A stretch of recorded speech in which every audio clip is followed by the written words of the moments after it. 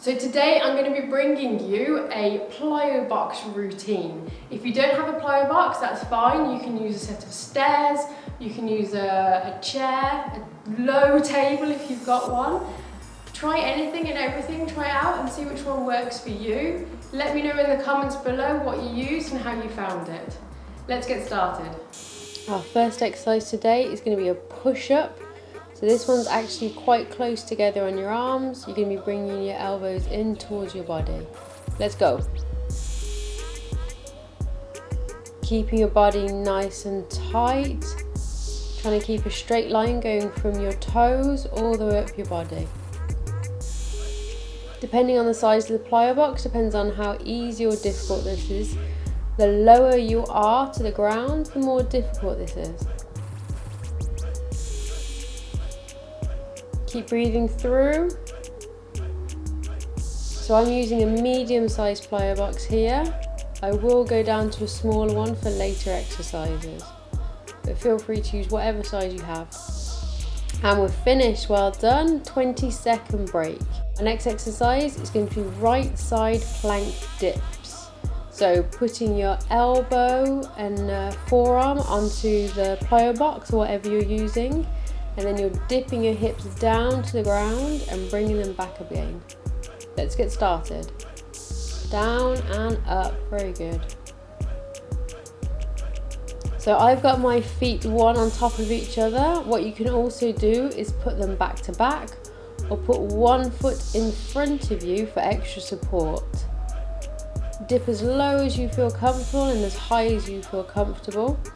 Keep breathing through. We're going to do this side now and the next side afterwards. So throughout this program we're doing 40 seconds of exercise with a 20-second break. Well done, we're nearly done. And we're finished. On to exercise number 3. So as I said, we're going to do that opposite side now. So again, dipping down as far as you can, coming back up again. Have a little stretch, and 3, 2, 1, let's go. So down and back up again. Same thing again, one foot on top of the other, but feel free to move them around to a position you feel comfortable. You can do this off your hand as well if you want to get you a little bit higher. I just find I've got greater stability if I do it off my forearm. Well done. Keep going as high and as low as you can. I can tell you this one was burning me when I was doing it. Down and up, 4 seconds left. And we're finished, well done. So we're going to do a step up now. The first few exercises I've tried to make more warm-up style, so not too much jumping around. And then it'll get more difficult as we progress through. So up and down. Well done. Making sure your whole foot goes onto the box, or else it might flip forward if you're not stepping fully on. Push through your heels as you up and down. If you see, I've changed now to a slightly lower box. Mainly because my head kept popping off the top of the video every time I tried to use a bigger box. So feel free to stick with the bigger box if you can, if you haven't got the same issues as me. So 10 more seconds. Pushing through. You can add some weights in if you want to make it slightly more difficult for yourself. And we're finished, well done. So now we're going on to a 2-footed jump. So you really want to make sure that you're driving your arms forward, that your feet are landing flat on the box. 3, 2, 1, and let's go. Up. I'm stepping down, but feel free to jump down and jump up. Just make sure you're stable on your feet before you jump either direction, or else you can end up hitting your shins on the plyo box.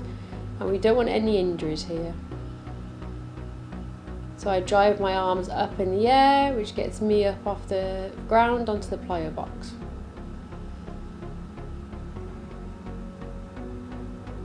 30 seconds gone. We've got 10 seconds left. There's loads and loads of legs in here now because we're jumping around on the Plyo box. And relax, well done.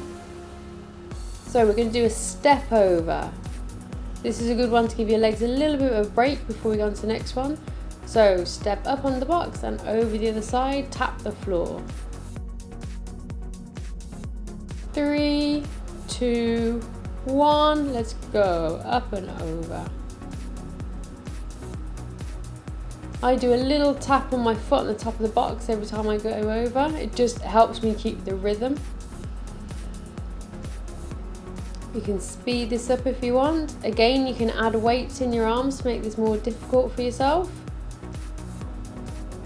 You also can do this more statically. So with that, I mean you'd step up both your feet and then step them down either side. All of these exercises can be adapted to make them slightly easier. Take out the jump and it makes it easier. Here we go, next exercise, Burpee Jump. So you're jumping up on top of the box, going into a burpee off the top of the box. So 4, 3, 2, 1, let's go, jumping the legs out, in, jumping up on the box, very good. Out, in, up on the box. Again, make sure you're stable on your feet before you make that jump. If you want to make this more difficult, you can add a push-up at the bottom of the burpee. Try and make sure you're out into a plank position every time that's nice and tight. So you want to drop your glutes down towards the floor every time to make sure you're not making a V shape. 2, 1, and we're done, well done. Okay, so we're on to jumping jacks. So legs going up in the air, jumping on top of the box and down either side.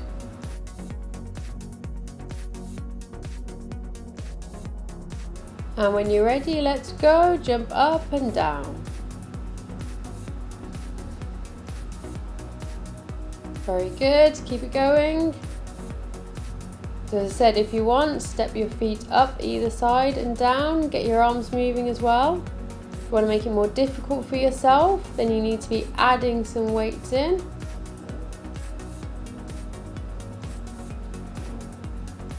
I'm always repositioning myself with my feet just before I make the jump, just to make sure I'm in the right place.